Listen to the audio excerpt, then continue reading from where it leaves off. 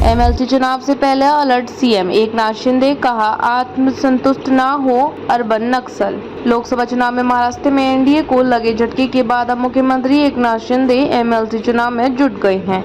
उन्होंने रविवार को एक जनसभा को संबोधित करते हुए कहा कि अर्बन नक्सल कुछ गैर संस्कारी संगठन में घुसपैठ कर चुके हैं और सरकार के खिलाफ झूठे विमर्श फैला रहे हैं। विधान परिषद चुनाव में कोंकण स्नातक निर्वाचन क्षेत्र के लिए भारतीय जनता पार्टी उम्मीदवार निरंजन डावखरे के लिए एक रैली को संबोधित करते हुए शिंदे ने राष्ट्रीय जनतांत्रिक गठबंधन के पदाधिकारियों को सतर्क रहने के लिए कहा। साथ ही कहा कि लोकसभा चुनाव की तरह आत्मसंतुष्ट न हो। क्या बोले सीएम शिंदे ने कहा, नक्सली सिर्फ गढ़चिरौली में नहीं है। अर्बन नक्सल ने एनजीओ में प्रवेश कर लिया है और व्यवस्थित रूप से सरकार के खिलाफ झूठे विमर्श गढ़े हैं। हालांकि सभी एनजीओ के साथ दिक्कत नहीं है, लेकिन कुछ स्पष्ट रूप से सरकार विरोधी हैं। वे हमारे गठबंधन के बारे में सक्रिय रूप से झूठ फैलाते हैं। उन्होंने विपक्षी दलों पर हमला करते हुए कहा, केंद्र में एनडीए सरकार की उपलब्धियों को कमतर आंकने के उनके प्रयास लोकसभा चुनाव में विफल रहे। हमें अस्थिर एकनाथ शिंदे ने कहा, हमारा जनादेश सुरक्षित है और नरेंद्र मोदी तीसरी बार प्रधानमंत्री बने हैं। हमें अस्थिर करने के